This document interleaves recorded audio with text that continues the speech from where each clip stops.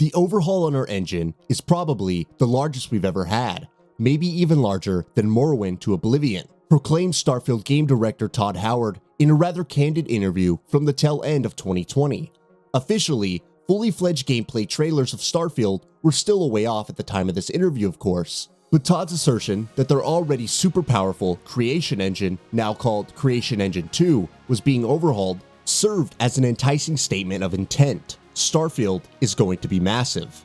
Fast forward to 2022, and we've just had our first good look at Starfield's gameplay thanks to the trailer revealed at this summer's Xbox and Bethesda Game Showcase. And, on first impression, ambition, whilst an apt descriptor, is a word which undersells Bethesda's commitment to fully realizing Starfield's entirely traversable universe. See, there are whole solar systems packed with completely explorable planets, and with over 100 systems dotted throughout the universe, Bethesda are saying there are 1,000 plus planets in which to investigate. While stating finite numbers somewhat contradicts the awe-inspiring, unquantifiable vastness of space, 1,000 plus planets which you could cherry pick for open exploration sure is impressive.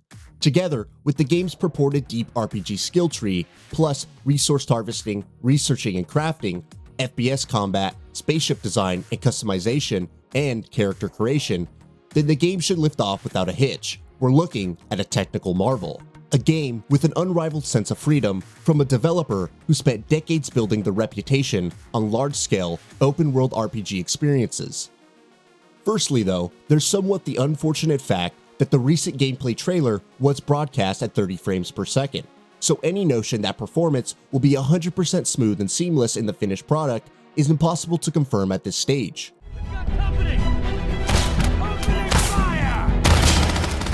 Of course, Bethesda has a track record of releasing games which, on launch at least, exhibit performance issues, most notably in lackluster frame rates.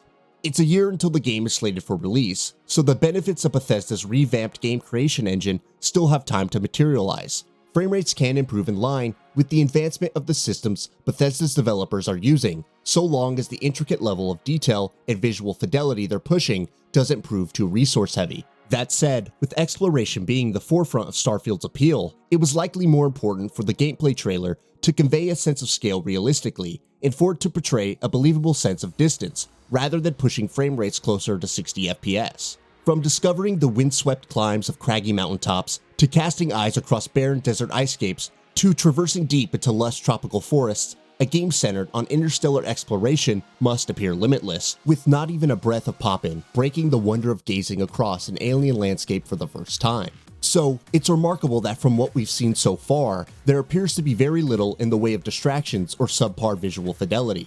Sure, if you look closely during exploration of the hostile moon Crete at the trailer's outset, there's the odd texture pop-in, but by and large, this wouldn't be noticed by the player.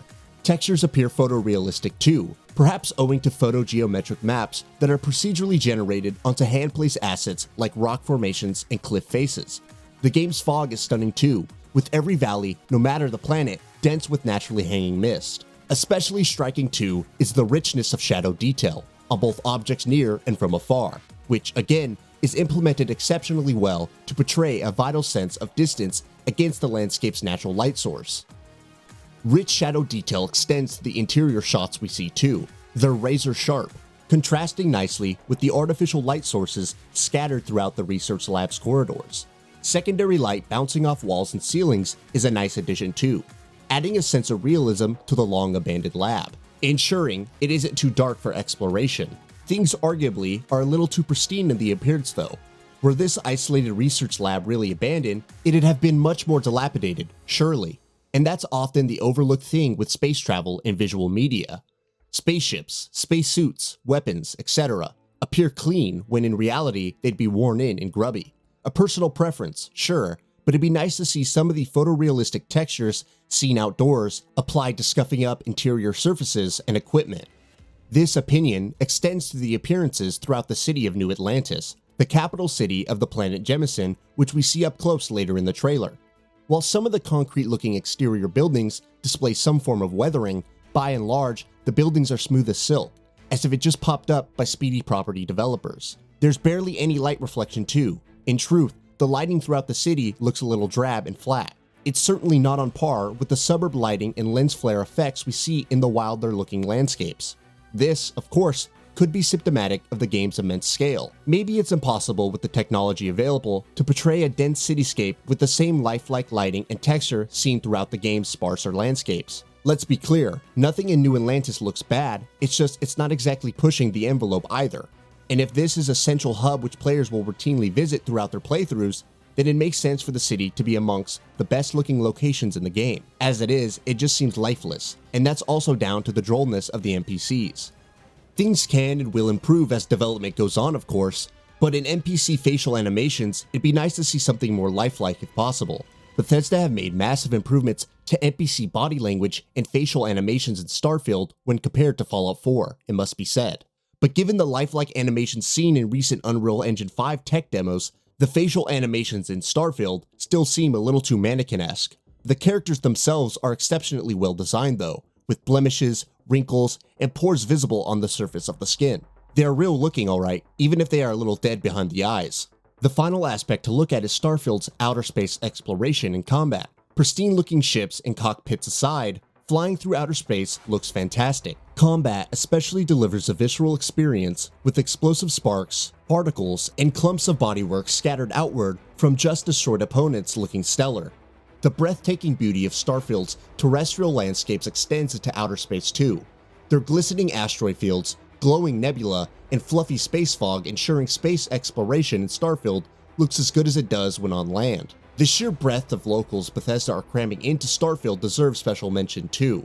Alongside the rocky moon and futuristic cityscape already discussed in this feature, the recent gameplay reveal also shows other settlements. The neon-soaked Blade Runner-esque cities look especially impressive, alongside a more ramshackle town, dusty Mars-like base, and an opulent interior corridor not unlike a luxurious hotel lobby catching the eyes. On the wilder side, the parched desert vista and frozen icy outcrop planets look incredible, with more otherworldly locations such as a crystalised canyon just begging to be explored. The ability to drop in on any given location throughout the universe to be met with something truly awe-inspiring seems unlikely to happen every time. Chances are, there are planets that are richly designed that might serve as story locations, whilst the bulk of the 1,000+ planets are procedurally generated landscapes, and thus might not always be as visually striking as what we see in the gameplay reveal. Time will tell. That's all for now. If you enjoy what you saw, please hit the like button. And if you're new to the channel, now is a great time to subscribe. We upload brand new videos every single day. After subscribing, don't forget to enable all notifications by clicking the bell icon. Thanks for watching this video, and we'll see you next time, right here on GamingBolt.